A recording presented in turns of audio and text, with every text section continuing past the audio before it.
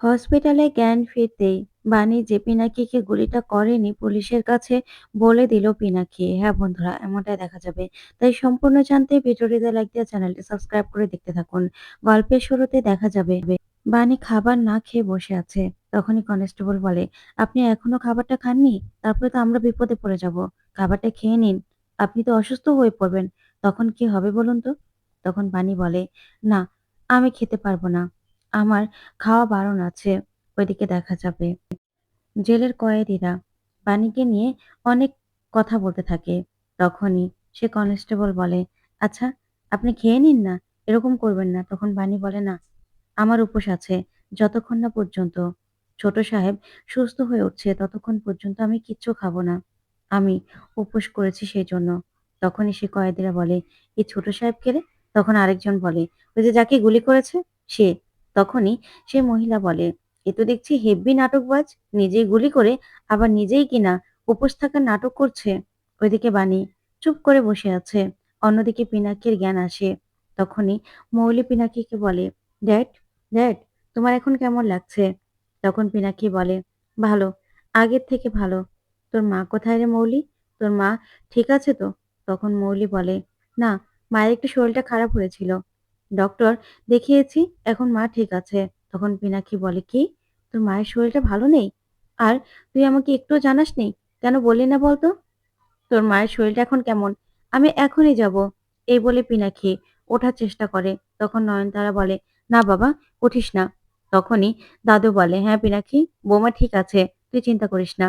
ঠিক তখনই অনিরুদ্ধ সেখানে আসে। আর এসে বলে, আমি আসতে পারি? তখন অনিরুদ্ধকে দেখেই রেগে যায় দাদু সহ সবাই। তখন দাদু বলে, তুমি তুমি এখানে কি করছো? তখন অনিরুদ্ধ বলে, পিনাকি মেসোমশাই কেমন আছে সেটাই জানতে এসেছি। তখন নয়নতারা বলে, গরু মেরে জুতা দান, তাই না? নিজের বই গুলি করলো, আবার নিজেকে না দেখার নাটক করছো? তখন অনিরুদ্ধ কিছুই বলে না। তখন নয়নতারা বলে, শোনো, তোমরা আমাদের থেকে দূরে থাকো, তাহলে আমরা ভালো থাকতে পারবো। আমাদের ধারে কাছে একদম আসবে না, যাও।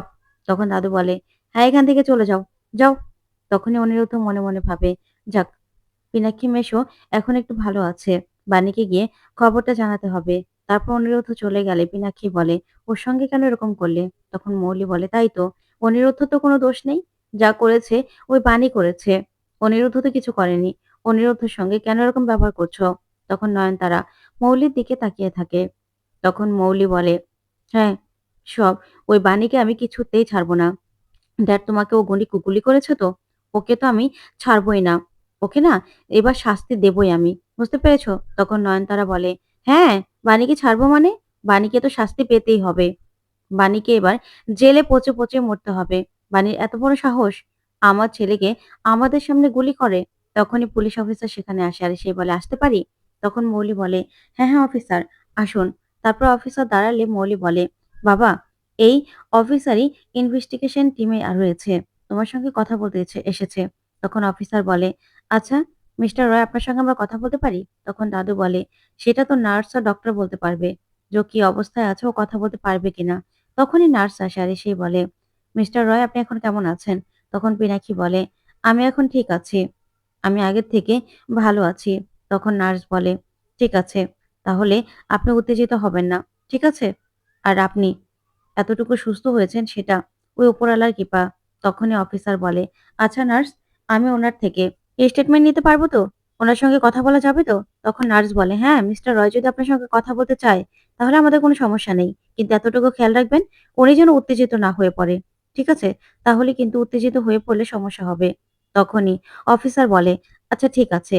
তারপর নার্স চলে গেলেই এদিকে অফিসার পিনাকিকে বলে, আচ্ছা, আপনি বলুন তো সেদিন কি হয়েছিল? তখন পিনাকি সেই কথাগুলোই ভাবতে থাকে যে বাণী বন্দুক ধরে দাঁড়িয়েছিল। তখন পিনাকি সেই কথাগুলো ভেবেই কষ্ট পেতে থাকে।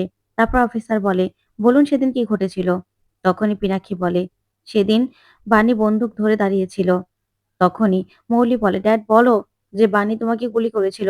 বলো ড্যাড, আমাদের চোখের সামনে বাণী তোমাকে গুলি করেছিল।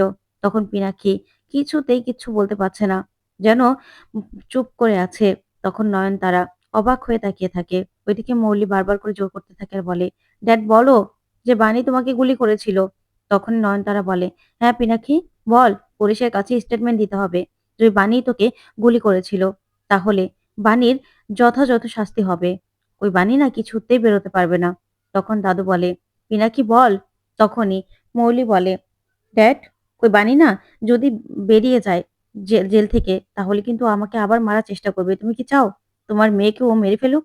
এবার কিন্তু ও আরো ডেসপারেট হয়ে যাবে। ও আমাকে একদম শেষ করে দেবে বাবা। তুমি সেটা চাও না যে বানি শাস্তি পাক?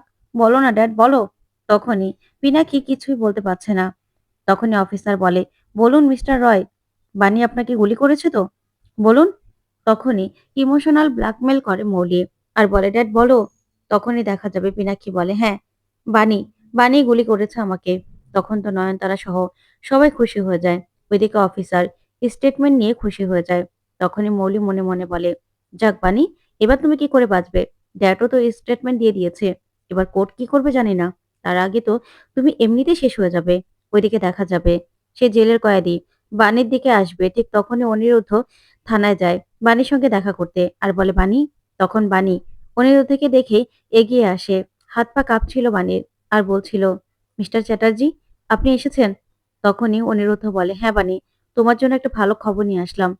পিনাক্ষী জেঠুর জ্ঞান ফিরে এসেছে। সে এখন ভালোই কথাবার্তা বলতে পারছে। দুদিনের মধ্যে হয়তোবা তাকে ছেড়েও দেবে, বাড়িতেও চলে যাবে।" যা শুনে বাণী ভীষণ খুশি হয়। তখন অনিরুদ্ধ বলে, "বানি, তাই তোমাকে এই খবরটা দিতে আসলাম। তুমি এখন অন্তত কিছু খেয়ে নাও। তুমি তো অন্তত কিছু খেয়ে নেবে?" তখনই বানি বলে, "আচ্ছা মিস্টার চ্যাটার্জি, মাম্মাম, তারপরে মাসিমণি, মামুনি ওরা সবাই কেমন আছে? আপনি কেমন আছেন?" তখনই অনিরুদ্ধ বলে, "আমরা সবাই ঠিক আছি বানি। তুমি চিন্তা করো না।" তখন বানি বলে, "ঠিকমতো খাওয়া-দাওয়া করছেন তো আপনি? নাকি আবার আমার জন্য দৌড়াদৌড়ি করছেন? ঠিকমতো খেতেও পাচ্ছেন না মনে হচ্ছে।" তখন অনিরুদ্ধ বলে, "না বানি, আমি ঠিক আছি। এবার তো অন্তত তুমি খাওয়া শুরু করো।" তখন বানি বলে, "হ্যাঁ, আমি খাবো।" তখন কনস্টেবল বলে, "যাক বাঁচালেন। উনি না খেলে তো আমরা বিপদে পড়ে যেতাম।" তারপর খাবারটা নিতে গিয়ে হাত থেকে পড়ে যেতে লাগলেই অনিরুদ্ধ খাবারটা ধরে নেয়। তারপরে সেই খাবারটাই বাণীকে নিজের হাতে খাইয়ে দেয় অনিরুদ্ধ।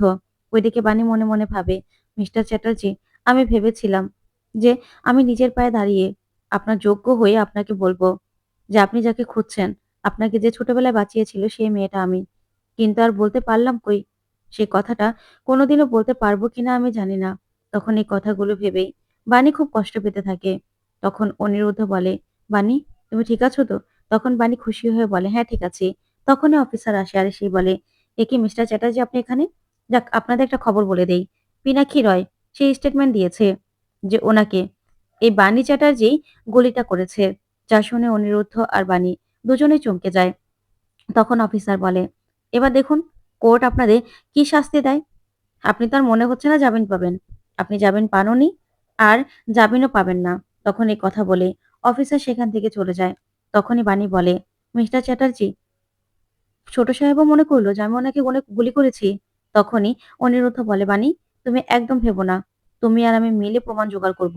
তারপরে যখন সব সত্যিটা সবার সামনে আসবে না, তখন মীনাক্ষী জেঠু ঠিক নিজের ভুলটা বুঝতে পারবে। তোমার কাছে ক্ষমাও চাইবে দেখো।" তখন বানি কাঁদতে থাকে। তখন অনিরুদ্ধ বলে, "বানি, তুমি চিন্তা করো না। তোমাকে এখান থেকে আমি ঠিক বের করব। তুমি ভেবো না। এ সবকিছু মৌলির প্ল্যান। আমি জানি তো, তুমি নিজের খেয়াল রেখো।" তখনই বানি বলে, "মিস্টার চ্যাটার্জি, এবার সবার দায়িত্ব আপনার হাতে। আপনি মাম্মাম, মাসিমণি, তারপরে মামুনিকে দেখে রাখবেন। সবাইকে নিয়ে ভালো থাকবেন। আমার যা হয় হোক। আপনি কিন্তু সবার খেয়াল রাখবেন মিস্টার চ্যাটার্জি। এখন সবার দায়িত্ব আপনার উপর।" তখন অনিরুদ্ধ বাণীর কথা শুনে কাঁদতে থাকে। ওইদিকে দেখা যাবে রাত হয়। বাণী বসে, বসে ঘুমোচ্ছে। ঠিক তখনই কয়েদিটা জেগে ওঠে আর বাণীর দিকে একটা বালিশ নিয়ে এগোতে থাকে। এদিকে বানি ঘুমিয়ে আছে। তখনই সেই মহিলা কয়েদি বানির দিকে বালিশ চাপা দিয়ে ধরে রাখে। আর তখন বানি ছটফট করতে থাকে। তারপরে দেখা যাবে হঠাৎ করেই বানির ছটফটানি বন্ধ হয়ে যায়। ওইদিকে অনিরুদ্ধ আর তানিয়া ঘুমিয়ে আছে। তখন অনিরুদ্ধ আর তানিয়া একই স্বপ্ন দেখতে থাকে যে বানি ওদের ছেড়ে চলে যাচ্ছে। আর অনিরুদ্ধকে বলছে, "মিস্টার চ্যাটার্জি, আপনি মাম্মামকে দেখে রাখবেন। আর মাম্মাম, তুমিও ভালো হয়ে থেকো।" তখনই তানিয়া উঠে পড়ে আর বলে, "বাবা?" তখন অনিরুদ্ধ বলে, "কি হয়েছে প্রিন্সেস?" তখনই তানিয়া বলে, "বাবা, আমি স্বপ্ন দেখলাম যে মা আমাকে ছেড়ে চলে যাচ্ছে আর আমাকে বলছে তুমি ভালো মেয়ে হয়ে থেকো। আমি মায়ের কাছে যাব বাবা। আমি মায়ের কাছে যাব। মায়ের কি কোনো বিপদ হলো?" তখন অনিরুদ্ধ বলে, "না, না প্রিন্সেস, তুমি চিন্তা করো না। তোমার মাকে আমি ঠিক বাড়িতে ফিরিয়ে আনবো। তুমি একদম ভেবো না।" তখন এই কথা শুনে তানিয়া অবাক হয়। ওইদিকে অনিরুদ্ধ মনে, মনে বলে, "একই স্বপ্ন দুজন দেখলাম কেন? তাহলে কি বানির কোনো বিপদ হয়েছে?" তখন অনিরুদ্ধ বলে, "মাম্মাম, তুমি শুয়ে পড়ো তো। আমি একটু ফোন করে আসছি।" তখন তানিয়াকে শুইয়ে দিয়ে অনিরুদ্ধ থানায় ফোন করে। তখন থানায় সেই কনস্টেবল ফোন ধরে। তখন অনিরুদ্ধ বলে, "আচ্ছা, আপনি না রাগ করবেন না। এত রাতে ফোন করেছি বলে। বানি ঠিক আছে তো দেখুন না?" তখনই কনস্টেবল বলে, "এত রাতে আপনি ফোন করেছেন? আপনার স্ত্রী ঠিক আছে নাকি?" "ঠিক আছে উনি।" তখন অনিরুদ্ধ বলে, "প্লিজ আপনাকে অনুরোধ করছি। একটু দেখুন না।" তখনই কনস্টেবল রেগে যায়। তো বন্ধুরা অনিরুদ্ধ কি পারবে বাণীকে বাঁচাতে? তোমাদের কি মনে হয়? কমেন্ট করে জানাতে ভুলবে না। ধন্যবাদ।